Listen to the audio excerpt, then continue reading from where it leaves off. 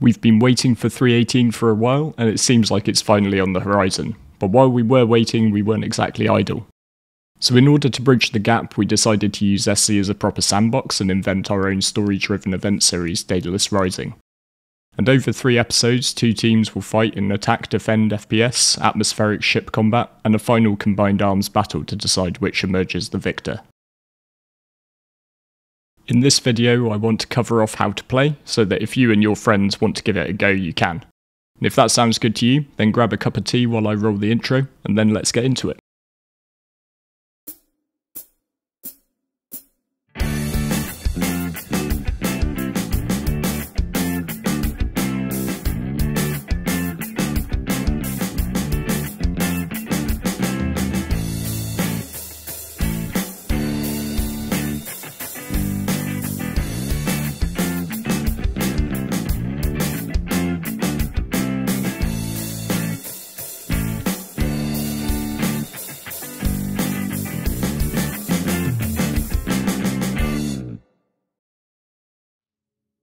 Hello and welcome back, or welcome to the channel.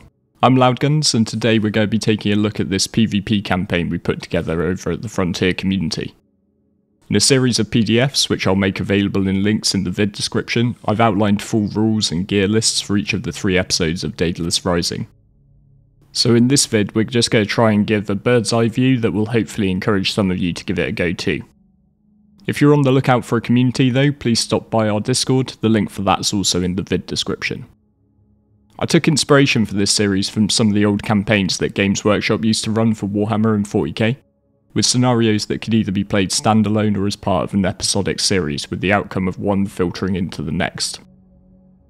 By way of backstory, a group of scavengers have come across a lost alien artifact on a backwater moon Daedalus and are trying their best to sell it and make some creds.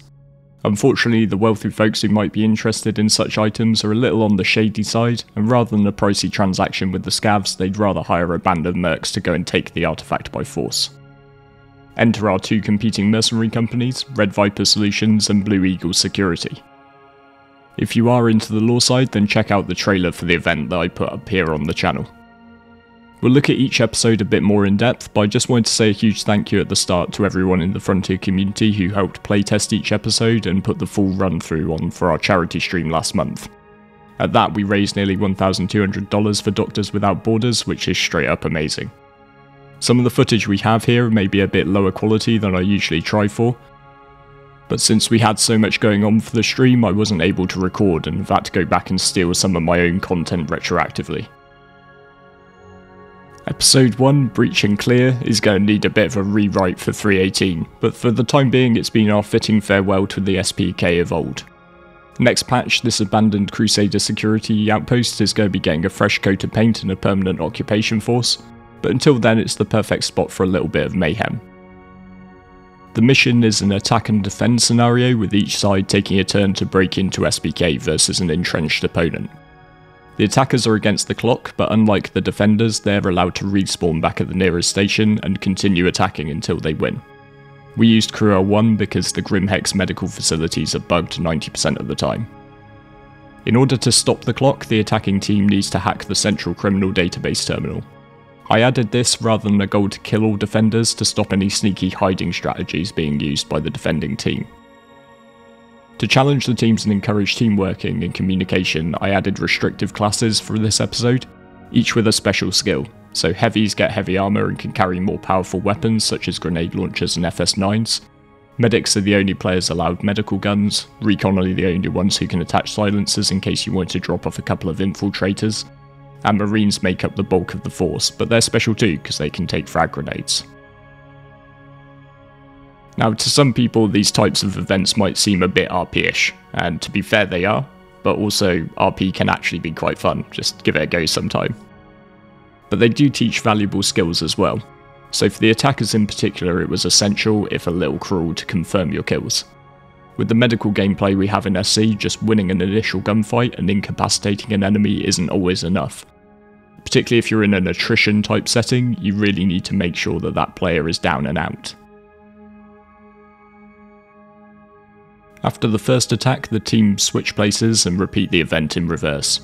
The attackers have a max of 45 minutes to hack the console, and if both teams are successful, then it's the team with the fastest time that's victorious. I added strong and weak victory conditions to help diversify the potential outcomes. So if the losing team can at least finish within 5 minutes of their opponents, then they can cap it at a weak victory. In our playthrough, Blue Eagle came out on top with a strong victory though, and they picked themselves up 7 additional railguns for the final fight in episode 3. If it had been a weak victory, then it would have been split 5 and 2 between the two teams. I just feel slightly sorry for anyone who popped into security post carrier after us, and I hope we didn't give anyone nightmares. Episode 2, The Crucible, is a relatively straightforward bit of in-atmo ship PvP. Strike groups from Red Viper and Blue Eagle have encountered each other on a nearby planet and are seeking to gain an upper hand, deciding to take each other on. By this point, a little bit of friendly banter is likely being exchanged between rival teams. Each team needs to field a flagship for this event, so we used hammerheads, but as with nearly everything in these scenarios, you can just make adjustments that better reflect the size of your group. For example, you might use Redeemers as flags if you've got a few less people. Overall, it's a battle to the death, with ultimate victory being taken by the side with ships left alive at the end of the encounter. But the flagships are important here since they determine whether it's a strong or weak victory. If the winning team's flagship survives, then it's a strong victory. But if it bites the dust, then that victory is capped at weak. In order to encourage the teams to develop their own strategies for dealing with one another, there are some limitations around what other ships can be fielded, with each team able to use up to 3 heavy fighters and up to 2 bombers. But again, you can just adjust these numbers depending on how many people you've got participating. The remaining members of a team can either be deployed as turret gunners or in a range of medium and light fighters. I took some steps here to exclude some particularly OP ships like the Blade, but you can adjust the list depending on how you feel patch to patch. We picked Hurston as our venue for the livestream and set a flight ceiling at 7,000 meters. The teams could both see an 890 jump we parked at the centre point and had to keep within 50 kilometers of it just to stop it becoming a run and gun battle. But we experimented over the playtests with a variety of other locations such as Daymar with a much lower flight ceiling. Ultimately, I think heavier atmos are better for this sort of thing since it makes the pace of the fight a bit slower, while also providing more height without them spiralling out into space. Again, there are things that you can learn during events like this that will help you grow as a player. First and most obvious, it's always good to get a bit of PvP practice in, but flying 1v1 is very different to going into an NVN encounter, and you're much more reliant on good comms amongst your team. The different classes prevent every player simply running the meta ship, and the additional objective of protecting your flagship will make players think about defending as well as just attacking. In particular, teams need to be hyper aware of the enemy bombers who might represent the most clear and present danger to their flagship. It's also just a good lesson in practicing your flight skills even when a lot is going on around you. Ramming's specifically not allowed, but sometimes you can just lose track in a fight and end up splatting into your own flagship. Winning the episode gets your team a slight advantage in terms of starting position for episode 3, with a strong victory allowing you to start 1 kilometer closer to the objective and a weak giving you a 500 meter head start. Unfortunately, during the live stream we encountered a couple of griefers on the day who got wind of what we were doing by lurking in the corner of our Discord, so we couldn't have a clear winner for that one, which was a bit of a disappointment, but I'm sure their mothers are very proud. We decided to award Red Viper a weak victory since it looked like they were on the road to the win, and we gave them a 250 meter head start going into episode 3. Like I said before, you can play any of the episodes of Daedalus Rising as a standalone scenario, but if you're doing the whole playthrough then it all comes down to episode 3, the Battle of Daedalus. I know it's at meme status, but now I would really love to see Theatres of War come to SC. For those that don't get the reference, Theatres was planned as a combined arms game mode, much like Arena Commander and Star Marine, but it went quiet, shall we say. Still, the beauty of a sandbox is you can make the stuff you want to happen happen. So episode 3 is a ground-focused battle with a King of the Hills style objective. We used Brio's Breakyard as our objective site, with each team trying to secure dominance by placing heavy armour, light armour or infantry closest to the centre. The different vehicle types are given different priority levels, so heavy armour in the perimeter trumps infantry even if the infantry are closer to the central point. The teams start 7 kilometers away from the centre with the aforementioned adjustments made depending on the outcome of Episode 2, with a column of ground vehicles such as Nova tanks, Spartans, Centurions and Cyclones at their disposal. I did want an aerial element, but I didn't want the ships to overshadow the potential for clashes between the armour. I just thought that would be more visually impressive and it would be more fun to play. As one of the big issues with ground vehicles in Star Citizen is that they're really fun, but ultimately a lot of the time you question why you would use them as opposed to using a ship. So I just built in a lore reason. So an EM storm on Daedalus has made it so that flyers need to put all power to thrusters to keep themselves in the air, and they can't risk using their weapon systems. The ships do have a role to play though, but it's in logistics as opposed to combat. Each side has a dropship that can ferry troops around the battlefield and return downed players to the fight from the nearest station. Meanwhile, an M2 based logistics crew can resupply the teams with fresh ground vehicles to keep them in the fight. Infantry can choose to wear any of the armour from Episode 1 with far less restrictions on outfitting. The only real limits are in the heavier weapons such as grenade launchers, missile launchers and very importantly railguns, which the blue team put to amazing use during this episode. We made sure teams had an equal number to start, with Blue Eagle getting the extras as a result of their strong win in Episode 1. The teams are required to hold the point for a total of 30 minutes to secure victory. The timer stops but doesn't reset when dominance shifts, so if Red Viper hold for 7 minutes then loses dominance to Blue Eagle, their clock would freeze at 23 minutes left until they take it back.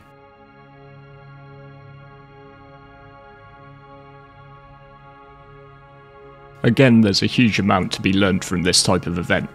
We get the benefit of the aerial marshal's views that we had during the fight, but at ground level the battlefield is chaotic to say the least.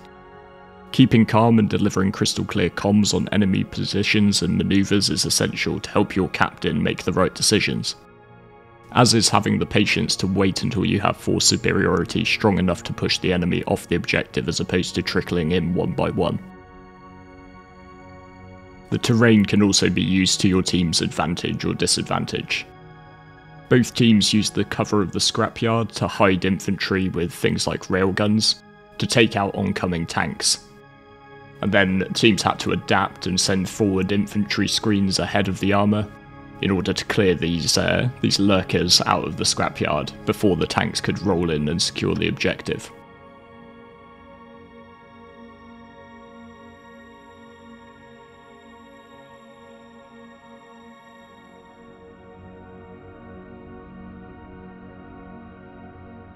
Having certain weapons be limited can also encourage teams to even scavenge for more. So I know, for example, Blue Team had specific players who were just looking around for any dropped railguns so that they could feed back into their supply. And looting is allowed and encouraged in the rules. The logistical side is incredibly important too. So while initially the teams have plentiful balanced people power and vehicles, over time as the bullets and tank shells start to fly, this gets whittled away and it really comes down to how well teams can resupply. I really like how events like this can cater to players who aren't just purely into the combat side, but want to do something which helps their org or their team. But there's a little bit of an inbuilt twist as well. So once one team has held the point for 20 minutes and there are only 10 minutes left on the clock, the Desperate Measures special rule comes into effect. The Mad Dog A2 pilot is in the area and ready to offer assistance to the underdogs. One of the event marshals, of course it was me, will bomb the site if asked to by the team captain. The catch here is that the team that calls in Desperate Measures can't have any more reinforcements leave from Crew 1. So what they have at that point is what they have to work with until the end. In an absolute nail-biting climax to our full playthrough, Red Viper, led by Master Ben, had the option to use Desperate Measures first, but held off and in an epic charge took the point back from Blue Eagle. However, as the time ticked down, the captain of Blue Eagle, Wormskull, rallied all of the strength he could muster out of Crew 1 before calling for the bomb. I got it on the second go. So with 2 minutes and 40 seconds left on the red clock, their forces were wiped out, and Blue stormed into an empty objective, Despite a valiant effort, Red Viper couldn't recover dominance in time and Blue Eagle took the win. So I hope this was an interesting video and hopefully inspired some of you to either give this event series a go or even better to come up with your own. If you do, please get in touch with me and let me know, as we're always on the lookout for new events to try out. And this is why I can't encourage you enough to go out and find your people in Star Citizen. Join a community, join an org, reach out to some folks in general chat, because while with 3.18 the content drought of recent times will be over and we'll have so much new gameplay offered by Salvage, the cargo refactor, the new race tracks, etc., Starcit is a game that has so much more potential than what's put in our hands by CIG. It's just that in order to realise that potential, you're going to need other people. Again, a massive thank you to everyone at Frontier who played any part in putting together this campaign, and for the amazing amount of money that we raised for Doctors Without Borders by having a great time playing it through. An extra special thank you to anyone who provided their perspective of the fights for me to edit down into this video, to Sniggy and Lionsmane for marshalling and keeping me semi-sane during the 10-hour stream, and to Master Ben and Wormskull for being great sports as the two captains. I'm sure Ben's gonna have another chance to get his revenge, as we'll probably be doing this event again. Thank you for watching all the way to the end, and as they say in Red Viper Solutions, remember career.